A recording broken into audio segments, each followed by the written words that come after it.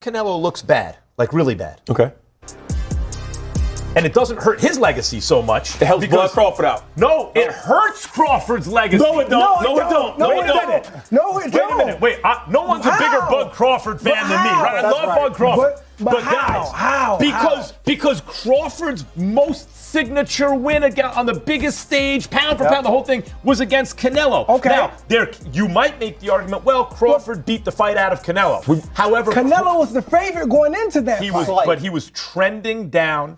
And if it looks like he was past his prime when he fought Crawford, because the very next fight he looks terrible, people will point like Mike Coppinger. Do that. Haters like Coppinger will use it against him. I never do that. I never do that for one good reason. Because I picked Canelo, I don't like to take credit after the fact. I see. Okay. So I would never go on that. Okay, Mike Coppinger. But the other Mike Coppinger, little Mike Coppinger, growing up watching him on TV. Yeah, I don't know why he picked Canelo. But anyway, real quick. The narrative might be every time Crawford faces a big-time opponent, they're never the same. They never the same. Man, we're going to talk about what Max Kellerman and Mike Coppinger and then was talking about with Terence Crawford. I talked about it on live yesterday. If you didn't want to really search the live for it, I think about the 30-minute mark we started talking about it, and I played the audio to the clip as I will here. So they basically said, if Canelo, it was really Mike Coppinger. If Canelo looked bad in this next fight, does that diminish Crawford win? And you should have seen, go look at the clip. You should have seen Andre Berto's face. And Berto get it, man. One thing about Berto, dude, I would, one of the few fighters left that I would interview, and he retired. So my whole stance is I like interviewing trainers and retired fighters if I do it, right? Or people that's in the business. And the one thing about it, bro, that, a semi-truck went into a ditch. At least he wasn't hauling shit. It's ice right here, buddy. What are you doing? It's ice. I don't really understand. Why do people speed on ice? Why are you speeding on ice in a semi truck? And somebody could have got hurt. But nonetheless,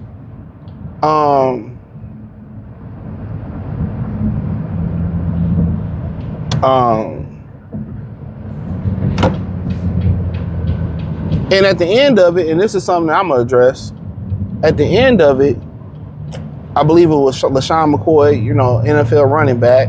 He said that, hey man, what if it's just that when Crawford beat people, they just never the same? How about look at it from that perspective? And a lot of what they doing is they're Brad, because I talked about Dana White too. I don't know what order I'm gonna put the videos in, or I'm gonna put them up the same day. But for the most part, Brad, they want Crawford to come back so they can rob him, or he can look old overnight and he can lose. See, a lot of people been wrong about Terence Crawford. His whole career they've been wrong. Brad want to see, especially Rainbow Brad Coppinger, they want to see Bud leave out with an L. They want to see Bud leave out with an L. They want to see hold this L Bud. That's what they want. And they trying to bait him to come out of retirement. Oh, what if at the end of the day, dude, I jumped up technically 3 weight classes, but 2 weight classes technically, but really 3. I jumped up 3 weight classes, coming off a long layoff, and I beat this guy. I have to be perfect. And I beat this guy, and I'm walking away. Anybody will walk away. You know what I'm saying? Who do you want to see me fight next? I was willing to fight Jenna Big for the 160-pound undisputed. Now at the end of the day, that ain't possible. Anything ain't possible. It ain't possible. Anything ain't possible. And, they just want to see him lose. Oh, he ain't did this. He 38 years old, bro. He been doing this his whole life. He been doing this his whole life. He tired. He might take a reset. He might be retiring just to get a better deal. He might be retiring just to get a better deal. Oh, these niggas. That might be the case.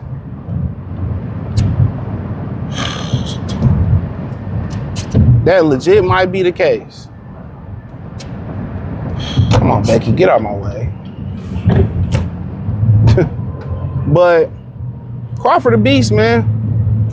And he won't get the excuse that Chavez has got in the past or some of these other dudes got in the past that when I'm old when I lost. Nah, he lost. You know what I'm saying? They just don't like him. The way he treated the media, you know, and eventually he ended up opening up to the media eventually.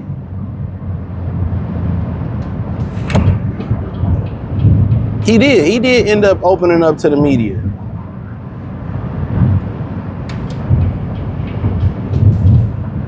But I'm tired of seeing them be great. And they sit there and they prop up all these little fighters, small fighters that act like they care about the smaller weight classes just to diminish, you know, a lot of the brothers just can always being pound for pound on top. I'm so tired of this Becky right here, bro, and this Jeep, man. I know she got her mother in the car with her, but Jesus, bro, just if you gonna drive like that, go in a slow lane. Jesus, just in the fucking way, bro. Middle of the road, just middle of the freeway, just in the way. Let grandma go into the slow lane and let everybody else go by. Then I get this Fusion in front of me. They jump out in front of me and he's swerving and shit. Yeah, get your bitch ass in the middle lane, brother.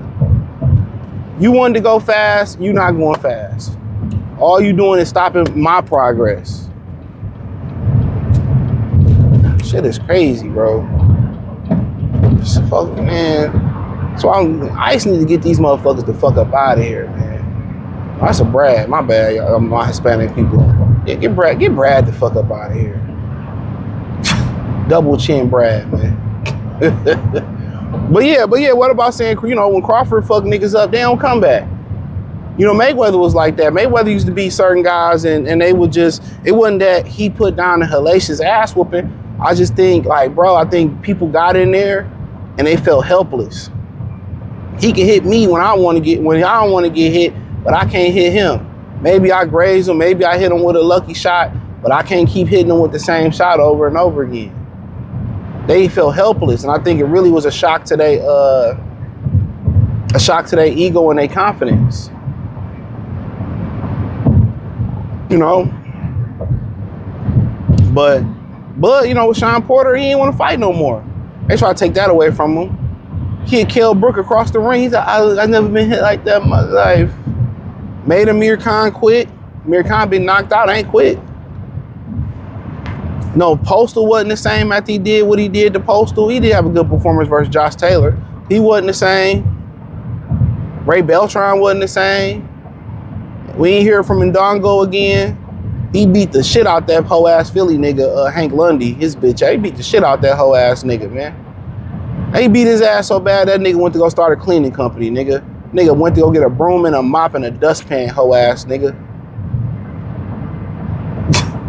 Nigga always talking greasy. Nigga be in DMs talking niggas. Man, shit beat the shit out your bitch ass. This nigga went to go become, what was the old girl from the Jetsons? The robot, Judy, or her name Judy. That nigga became Judy, nigga.